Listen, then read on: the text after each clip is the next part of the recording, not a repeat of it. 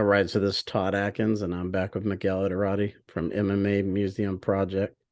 And we're going to talk a little bit about this PFL Bellator rumor that, I circulated and has gone all over the place as far as people talking about it, but no one wanting to attribute it to me or to us in this show. So before we do this, as always, check out our sponsor, Live to Fight Design. If you use the promo code right above me, Todd Atkins, you can get $20 off your order. Check them out at Instagram, Live to Fight Design. Now, Miguel, I want you to start out kind of, like I said offline, we were talking about this is PFL fighters have been asked about this. Lots of people are writing about it, but no one is saying, some of the smaller outlets are saying it came from me. But these bigger entities like Chael Sonnen, Errol Hawani, Weigh In podcast, they don't want to say my name at all. So maybe talk about that a little bit. Well, first of all, congrats on, getting a bite of news there. It's a tough world to get attention in. So for sure doing the work there. Being ignored by the big guys, I think that's what they do. Chael at this point knows there's a value to him mentioning us and appearing, and helping us and stuff. He doesn't want to do that, not for free. And he doesn't want to do it in case we're wrong. And that's the part that's kind of weird because, when he left UFC, he went to work for Bellator, It's not like, well, Todd's wrong. And then, then go make his angry videos and yell about, how, a guy with 2,000 hits or viewers doesn't know anything about it, Why do it that way? Why not just call your Bellator source, someone inside, and go, what the hell's going on? Tell me, we'll break it on my channel, and we'll get it all out there. And or they might tell him, no, shut up, or whatever. But, and that may be what's going on, I think that if that's going on and the sale is happening, then the fact that the news is out there, they're going to let it germinate a little bit now and see what kind of publicity is there. I still, with Bellator and the PFL being involved, I still think it's minor news, really, to be honest with you. Right, but what I mean is, like, why with PFL's fighters getting questioned, I saw Kayla Harrison commented on it, a couple other PFL fighters. Why hasn't the PFL brass just come out and said, what are you guys talking about? Where did you hear this crap? Yeah, again, even Ariel Helwani, I think, said something along the lines of that there was some rumblings or that there were two entities in there, but he didn't want to give it much credit. So they have to be prepared to deny to the fighters, business as usual, your contracts are still good. It depends on what level of concern. You know what I mean? But there would legitimately be people on there. How about not the fighters? How about, the guy who plays, secretary, or the guy who holds the cameras, the guys who are employed by there? All of them are going to want to know, gee, is it going to be another company? Now we're going to have two camera guys, everything that comes with a merger could be popping up into everybody's head all along the line. So that's why the execs want to keep it under wraps as much as possible. And why when news gets out there, it could go either way. Yeah, they should have come out and said yes or no, this is definitely not happening. But, maybe they're actually not even sure. Maybe they're down to final signatures and they're not there yet. And who knows? So there's a lot behind the scene. At the end of the deal, I do mention it's not, I don't think the UFC and those companies, WWE, Endeavor, are worrying about this. But it is, two big size companies that are out there with, rosters and people, that watch them on TV and stuff like that. And when they merge, inevitably there's going to be, little bumps in the road. So we'll see if they do it. We'll see what happens. But I'm just saying, if it was your promotion and you weren't talking to Bellator at all, and this is just total BS, wouldn't you just say that? Yeah, for sure. So why haven't they? Because like Ariel said, there is a conversation that's happening out there. He knew about it. He hadn't made it news. Why? Because, I guess he's not, concerned about that being, important news. You were, and you reported it. And that's where it came from. Is I think if you heard it and we heard it, that there are certain other people that have heard it. Chael like I said, Chael should have called, somebody at Bellator. He's far more connected than we are in the modern game, right? Make a few phone calls, throw your name around, have an hour podcast with Ariel where you both go back and forth and do your little act, but get the conversation stirring and get to the bottom of this. Have somebody call in from one of the companies and give you, straight answer. Demand it with your viewership, you know. But nobody seems to really want to get to the bottom of it either. Yeah, I'd like to get a definitive answer, even if we're wrong, even if you're wrong. I'm going to walk away from you. No, I'm kidding. But even if it's wrong, let's just get to the bottom of it. Why put it through this agonizing, back and forth? It's just silly. Yeah, and Ariel said they kicked the tires, but that whole thing is over. So if it's over, why hasn't PFL come out and said, I don't know what this nonsense is? We aren't buying Bellator. Yeah, and Viacom, I saw something where Bellator's numbers were not that great. Like they're not a profitable company in terms of, the big companies is bleeding money on, putting out that product in that TV show. And so yeah, that they would get rid of it, and who knows what they're getting for it. What kind of money is involved in this? That's the interesting here. That's an interesting number because this will give you a real value, an idea of what's going on in the world. Because we know the UFC was just valued at $25 billion along with the WWE, and it was like 13 and 12 was the individual values or something like that. Yeah. We'll see if Bellator gets out of the nine figures. We'll see if the combined company is valued at even $1 billion, because I don't think that will be the case. Now, Don Davis, the president of Bellator, or I'm sorry, president of PFL, right before I got off work today, he puts out a poll asking fans, who do you think are the top two fighters in PFL and Bellator only? I want PFL fighters and Bellator fighters only. Why would he do that? Maybe he wants to directly meet the 3 or 4 people that follow both leagues. No, I'm And being and serious. I Why don't would mean he I bring don't up Bellator? Why would he care? right. And I don't mean to be smarmy about it, but yeah, I think um he's been listening. There's an offer in some way, shape, or form. Maybe he's buying it. Maybe he's going to let it go. But at this point, he's not sure either, and that's when these people have their antennas up. It has the makings of, or the feel of, just being a feeler, like just trying to get, like the old days where you make a phone poll. It's like, hey, should PFL buy Bellator? Hey, should PFL buy Bellator? Just write down the yeses and nos. And that's what you get nowadays on these guys. It says, how many followers does Don Davis have? I don't know. I'd have to look. Okay, let's do. Here's a little math for you. If Dana has 10 million, 15 million followers, I'll check. and the UFC is worth $15 billion, how many followers does Don Davis have? And by the same multiplication, how much is the value of these companies? Because unfortunately, these guys that's what they're facing. They're facing a monopoly and an entity that powerful that this is B-class news. Like, I think, when I mentioned it to you in another conversation, like, when the Yankees sell, when the Lakers sell, it's news.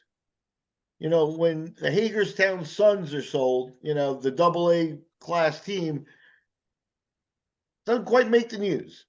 Davis And that's doesn't 76,000 followers. something that's substantially better than us, Todd, So Yeah, I yeah, don't yeah. think we can say, but I think that gives you a real clue here as to what, that's not a lot of followers. And we know that's, something where all those people aren't like attentive to every single thing he's saying. So there's, that's why the UFC is not concerned. That's why it's not that big a deal. And that's why I think the guy is in new territory. His resume says he's been successful. There's, billion-dollar deals in his background that, he's been a part of and stuff. AOL was a groundbreaking company when it started and things like that. So he's got a background that you can't really make fun of or anything like that. But I think he's in new territory here, and I think part of that may be that he's so far from being in first place that the UFC doesn't even worry about what they do. I sincerely feel that that's the case. They don't worry about it. They don't worry about their fighters going there anymore. They don't worry about combing through that roster to get the best fighters anymore because they got Justin Gaethje, they got there are examples of it, but they also fill half the roster from their own feeder shows where they feed everybody. They get everybody to show up for 10 and 10 now. And they're going to be able to say in court that in 20 years they gave a 500% raise to all the fighters. And what other industry has done that? Yeah. So I think it all goes back to that stuff. This is PFL and Bellator. It looks like they're mishandling this, Todd. If there is a deal, they're mishandling it, which is what they've done with their companies for the last decade. Maybe he's enjoying the publicity. Yeah, all 76,000 people buzzing. It must be a lot. It must be a lot to deal with that kind of messaging. No, to have it going around the industry is what I mean. Where people have to answer questions. Maybe he's enjoying that. Maybe he's trolling me. Maybe he made the poll to mess with me. I believe that. That could be, Yeah. but maybe at the end of the day, and without making, I don't know the guy. That's the other part of it here, because Dana, and Dana is a certain way. But here's a guy who's in Dana's position, has 76,000 followers, so it's not, you can't rate them the same way. So what's his interest? Maybe he just wants to make it happen. Get the Bellator people over. Let it be 2 years down the line. Start making as best fights as we can make, and see where we go. Maybe he's going to make a legitimate effort for it, but I don't think this puts him on par with the UFC if that's what he thinks he's going to do. And I'll give this advice away for free, since we may have one more or two more sets of eyes on this than we ever have. Until they have the flexibility to take their TV show and put it on a different distribution network, and they're not married to one distribution network, because then the channel can always say, no, we don't have a time slot for you. Or we got, the season's over. How many times have you heard that out of Bellator or PFL, that they go with a season? That's TV talk. This is the UFC season. You see crap on a season. If I'm not on this channel, I'll go to this channel and put it out there. If not, we'll make our own network. See what they're dealing with. So they're not even, until they can get that straightened out, they're not even a reasonable place for the fighters to consider fighting instead of the UFC, because of just the possibilities. In Bellator, they're like, well, yeah, we got a big fight, and you got a big fight deal, multiple fight contracts. They do the big fight, and then you're literally waiting to hear from them. When's my next one? What's going on? They took a month off. There's nothing on the radar. That's 20 years ago that used to happen with UFC, not anymore. So, yeah, these guys can play Twitter, play coy on Twitter, not say, if this is wrong, then just come out and say it. Just come out and say, look, nobody's buying anything. And just say it definitively. Don't say it in 3 weeks, because if it's still up in the air now, then in a way, Todd is once again being underappreciated by the business. That's just the story of this man's career, guys. He does seem to like to mess with one championship, so he does kind of have that personality. I've seen him, taking some jabs at one quite a bit. Yeah, one may seem like an easy target because they're not based in the States and they're far away. And at the end of the day, one in the PFL may have about as much of the American market as each other, so they may be equals in that respect. But there's something about one that's a little different. I don't know, especially part of it is that they've got people like Rich Franklin and Matt Hume, Charlie Pearson. They've got American talent. People responsible for talent worldwide that are, based on MMA in the last 20 something years in, growing up in this type of sport. So they know, that stuff pretty well, but they still come over, and none of those people do interviews. None of them. It's just you get the chief exec, and the guy knows his product pretty good. He's impressive in many ways. And here's the part of it is people could come at them about finances and stuff, but you at the end of the day, in order to get a promoter's license in Denver, in Colorado, he would have had to present at least a minimum of paperwork in terms of taxes and what he pays and what he takes in, at least with the one company or some structure there. I've seen promoters work around that in the old days and, put his wife as the promoter of record. And that way he doesn't have to submit any of his taxes and stuff like that. Who knows what shenanigans are there, but if he's also facing the music in terms of being the front man for the press, and I would assume that means everything else is sort of by the book. So, you can start over trying to ding on them and that they're not making money or whatever, but he's got it. He's been spending it, and it's there. And at the end of the day, they gave him a promotional license in the United States, and you would assume either the boxing commissions lay down like they did for everybody else, or they actually did their job and there was a due diligence done. So, one is more dangerous. We're talking during their first live show in America. I think that's funny. I'm paying attention to it here, actually. Okay. So Sage Northcutt won. Yeah, there's some interesting fights on the card for sure, and they have some great fighters, no doubt about it. I do want to ask you, let's kind of talk, we start out with the story here, but all these people that are saying Francis Ngannou fumbled the bag, this seems to be the new phrase going around. All the kind of like UFC connected people, or people who want to be UFC connected for that matter, who hope to be one day, they're all saying he fumbled the bag, he screwed up. Where do you stand on this? Do you think he's going to announce a deal with PFL? Do you? We'll see. He seems to be having problems, because again, this one has come down to the rhetoric that we've had on this is going to be the same from the beginning. Is Francis Ngannou is not the A side of a crossover major fight. He's the B side. McGregor bent the knee and was the B side to Floyd when they did it. Kind of changed the game around, and now McGregor would be an A side. But you don't just walk in to be the A side. Tyson Fury would be the A side of his fight with Ngannou. And by A side, I'm clearly talking about who gets the bigger pie of the money. Ngannou's not that guy. And the amount of opponents that are going, that could be considered and would face him, you can count on one hand.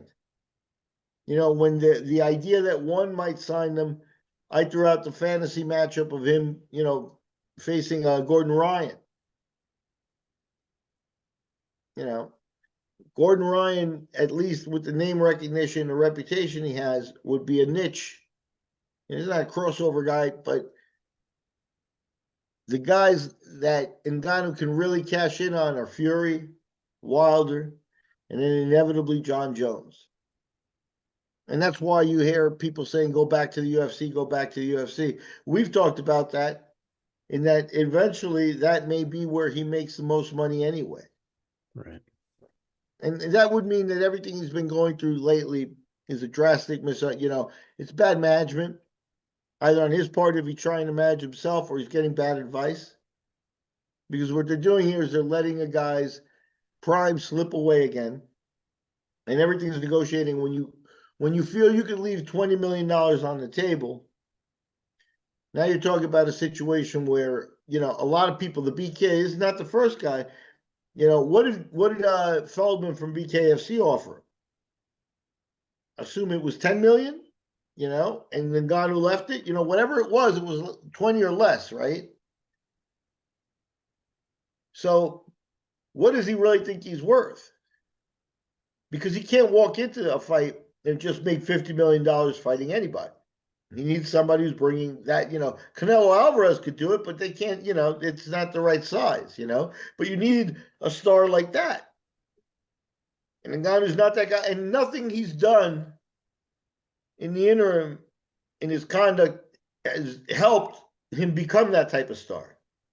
He seems churlish and quiet and, reserved and not doing the right things in terms of gathering momentum and stuff. He's letting the UFC make fun of him and letting that chirping going on. He's not addressing it with, there would have been nothing better to address all those talkers than to actually pull the trigger on signing with somebody and standing there shaking hands with one and be getting ready to deal with their heavyweight roster for the rest of your, next 5-6 fights or whatever.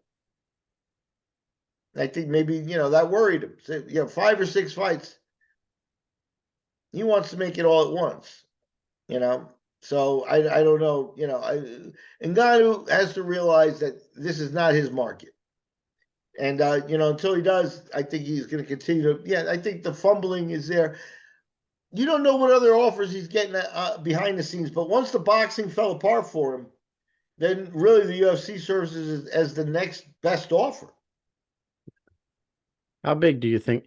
I know you said you don't think PFL and all that is a big deal, but if they got Ngannou and bought Bellator like close together, maybe did the announcement all at once, that would probably be the biggest shot that any non-UFC entity has hit that I can remember. Pride had some big ones.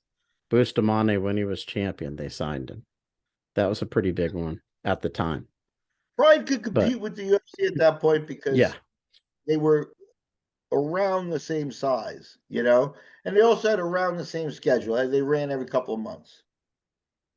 Now you have no shot with the UFC, and I continue to say that until they if at the end of the deal, this deal between PFL and Bellator is lynched by a TV channel that thinks they're going to have this improved MMA product by combining them and still control it like a TV show, they have no chance. So, but PFL is on the UFC's channel, ESPN. Yeah, that's. But ESPN, I'm just talking from a historical context so people can understand. I get what you're saying about PFL belt, but from a historical context, it is probably the biggest, I would say, PR hit. Here's the comparison that you really have to pay attention to. When you look at history, when the UFC's machine got rolling, it is what the schedule picking up, and it was when they didn't, a lot of the old fighters always say, oh, there were 8 UFCs in a year, before that it was even less. Right.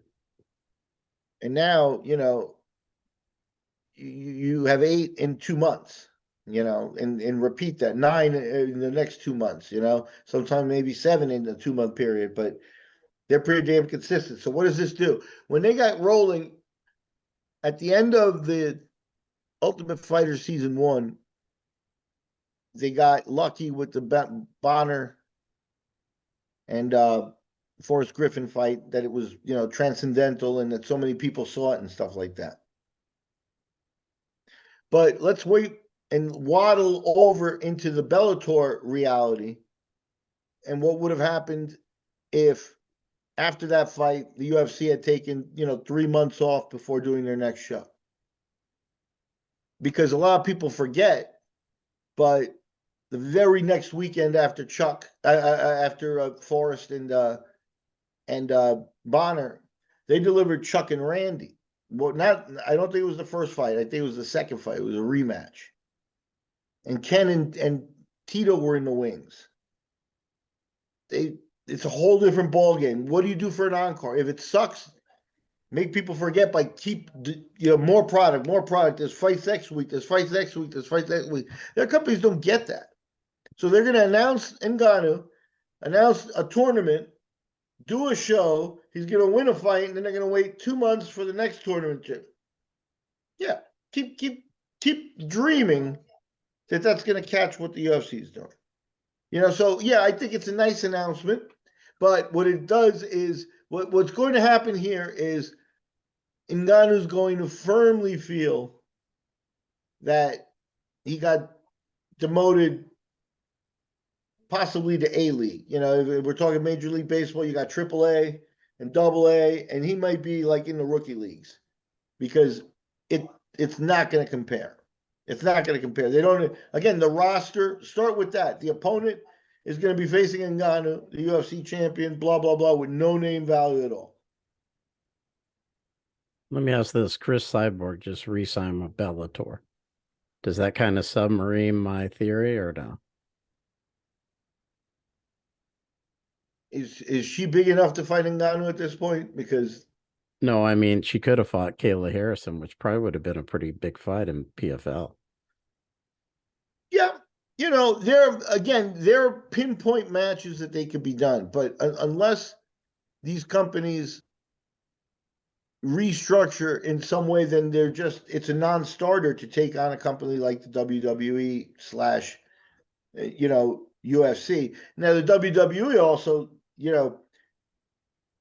their fighters, quote unquote, but their athletes sometimes fight 150, 200 times a year. Yeah. So they can oversaturate people. If a guy makes a mistake or looks bad on TV, they can flood him take him off TV, or flood him on TV so he looks good. They can do whatever they want. That's what the WWE does. So you got two companies there that on a weekly basis are cranking out the content, telling their story, not adjusted for any particular channel or any particular time frame. The other companies don't offer any of that. And that's why, I just think it's it's nice that they're talking about it, and it's nice that we got more attention than we usually get because it's nice. You know what I mean? But we're not doing this. We haven't been doing this for 30 years for the attention. Just do it because we're usually right, And Chill, he can poo poo us, but I think he got caught watching here. And I think it's because of that. I think he knows a lot of what we say, is grounded in experience and yourself as well. So, Yeah. And even Josh Thompson and John McCarthy, like I said, they know you, they know me. I watched Anderson Silva fight Patrick Cote with John McCarthy, at a bar in Honolulu. Monty Cox, John McCarthy, and me. So yeah, but yeah, I think like you said when you went to American Top Team, Mike Brown said, "Love the MMA Conspiracy Hour." The guys who know, who've been around, they know. So yeah, I'm fine with it. and part of it is that at the very least, I consider myself, and I think you do too. Like I'm a purist. I like the sport, So like a lot of this stuff that we talk about turns out to be nonsense and stuff. But you kind of got to bring it along. But at the end of the day, the purity of what I like is the sport. I like to see the biggest fights. I would have liked to have seen Ngannou and Tyson Fury, but for real, which means in Queensberry rules, this is three rounds or less whenever Fury wants, you know, but that should be okay to illustrate itself in sports in its purest form. If there's some idea of like making him look good or carrying him or just not risking it, but bringing him along, that's not what I want. I don't want it. That's not the fight. So, but the potential was there. So Conor McGregor and Mayweather kind of ushered in this new, Jake Paul, this new era of this stuff. And, here was a chance, Ngannou, Gordon Ryan, we can adjust and make things up for the new era, but still keep the quality and purity of the sport there. I don't think Gordon Ryan was the worst made up opponent for Ngannou that anybody's ever come up with. I think it's actually a very qualified and good choice that nobody else has come up with. So, people continue not giving us any credit, Todd. Just get used to it. I actually saw an article about trades on ESPN MMA, and one of them they mentioned was Max Holloway to Bellator. I made a video about that, like, a couple weeks ago. Uh-huh. Because I said I thought it might be interesting. Bellator has fights in Hawaii. He's always wanted to fight on Oahu. I was given some reasons why he'd have fresh opponents. UFC is kind of in a weird spot. He could be back in the title picture if Yair beats Volkanovski, but I think if Volkanovski beats Yair, he's kind of in the wind a little bit. So it's kind of Yeah. given those reasons. And I saw ESPN MMA, that was like the headline of their trade article, Holloway to Bellator. I thought that was funny. Yeah, especially in a sport that really doesn't do trades. You know what I mean? I mean, that was the rhetoric around Demetrius Johnson going to one, and I think Askren, and again, that was one, and these were one-time deals, Yeah. and yeah, that could happen at any point. But you know what? I guess when Askren left and came to the UFC, maybe the UFC played along with it, but I don't think the UFC had to trade anybody to get Askren at that point. I think they just took him only because he was available. There's no trades in this sport. It would be, but what you're saying is logical. That would be great. It would actually be good for Max too. We've expressed concern for at times because of his style and stuff. So, um, yeah, if it happens, more power to you. But this isn't a sport for that. The UFC doesn't just let people go because it might be good for them. Well, I was saying maybe if you could get someone like maybe Pitbull or AJ McKee or even Pico in return, you know, it injects a different kind of vibe into your division. Pico, I think, has a lot of long-term potential if he can, keep winning. There's a lot. There are a few gems on Bellator's roster. You mentioned AJ McKee. I think Chris Brennan's kids are there. Mm-hmm. I think Lance Gibson's got a kid there. I'm not sure he's there anymore, but even Kimbo had. I, Right. I think Bellator recognized the value of the second generation guys. You know, and in the case of Brennan and McKee, it looks like they might have two blue chippers. You know, Not sure about Lance's son, although I have a lot of respect for Lance, and he could be right on that track as well. I think Kimbo's kid is kind of out of the sport at this point, but they've given him shots, and that's something that I'm okay with that. I'm okay Mm-hmm. with that exploration. That's a good way to go as opposed to, yeah, just I like this guy, I don't like this guy, which is kind of like it seems the way the UFC does things. Yep. We talked about Sage Northcutt fighting tonight on one. There's a guy that Dana liked. Dana Mm-hmm. wanted him, but Dana's path to glory didn't work out for him, and it seems to not have worked out for Gabriel Rosas either. He died quickly on social media, huh? It's not like the UFC's still backing him the way they were before. He's gonna have to go back to work. So his attention, him sanctifying somebody as a future star doesn't necessarily always work out.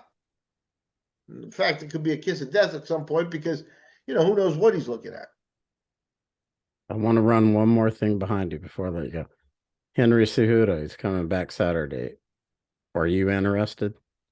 I'm big on. I think he's interesting because if he can win this fight and he moves up and fights Volkanovski and somehow beats him,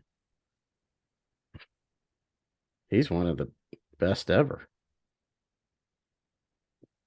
He's close now, right? Yeah, I You mean know, and he that's was the thing is basically yeah, he's close now, so I think it's interesting. But this is the way I'll say it. Him, his little personality at times. right. He tells me he's a goat.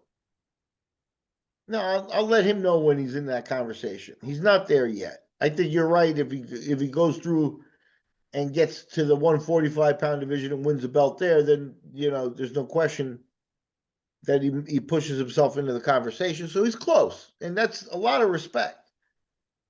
The problem for me is at 36, you know, 36, 38-year-olds, 36-year-olds heavyweights are serviceable. But even in boxing and stuff, there's not many 36-year-old bantamweights. He's going to be stronger now, and that means a lot, especially in the clinch and his ability, to wrestle and do that sort of stuff. But when you start losing precision and speed at those, it catches up to you. And Aljamain doesn't look to have that, you know, that wear and tear yet, So he could be facing a guy who's a little bit faster, and just that split second, maybe, it'll show. So that will be interesting to see, because I don't think littler guys have longer shelf. Littler guys do not have longer shelf lives. Yeah, but he's taken a long break, several years. Well, I understand that, but he also has mileage galore from the wrestling mats. Right. But like you said, he's And close. he's a little He's guy. close. If he could beat Yeah, Sterling and O'Malley, he said he wants to fight O'Malley if he beats Sterling and then move I don't up. know, and I'm okay with all that, but I don't know what it is with these 135-pound wrestlers. Remember Joe Warren? We're talking Bellator. It's like, why do these guys have to come up with these kooky personalities that just kind of are a turnoff? When Yeah, they are. They are. if you look at Joe Warren's in-ring fighting, the guy was kind of learning as he go, wrestling in an athletic stud, but kind of learning the fight game as he went along. But man, did he leave it all in the ring, win or lose. Mhm. And then he opens his mouth. I almost feel the same way about Henry C. Judo. Yeah, yeah. You know what I mean? It's like there have been too many times where he's crossed over into being just, downright, not making any sense or weird, Yeah. and just keep your mouth shut and fight, win this weekend, and then we'll talk about it again. But again, the sport books have this one dead even, -113 on both sides is what I saw last time I looked at it. And Aljamain is a guy that, um the way he won the championship, people didn't give him credit. And the way he retained it, people all of a sudden were like, "Oh, okay, maybe we discredited him too fast," But I still think that he needs one more like this. He needs a pretty good definitive win here without any shenanigans to be in the conversation with, like, Demetrius Johnson or Seiju Hudo and those types of guys. Yeah. Yeah, I'm looking forward to it. I'm interested in this fight. It's granted Yep. it's not the massive buzz fight that some UFC fights are, but I think it's a very interesting fight for sure. And if Henry No, this wins is it, yeah. he's kind of positioning himself. If he can move up and beat Volkanovski, I mean, forget about it. But he's already kind of positioning himself if he wins this fight. More power to him, Yeah. because I think he realized when he left. I think he left amid, with the belts and stuff, and amid negotiations where he wanted to be paid like a heavyweight. Mhm. And that's obviously not happening, And I think it took him 3 years to adjust to that. And I think he's, like I said, he's not a dummy. He's sometimes grading, but he's not a dummy. And I think that he's always stated he wants to be the best. And that's a good, clear path to it. Yeah. If he beats Volkanovski and becomes a 3 division weight champion, it would be hard to argue that he's not, in that conversation, especially nowadays where it's like, whoever's the big name at the time gets put in that conversation. Like, a few months back, Dana was like, Kamaru Usman may be the best welterweight ever. Yeah, Please. give me a break. Yeah.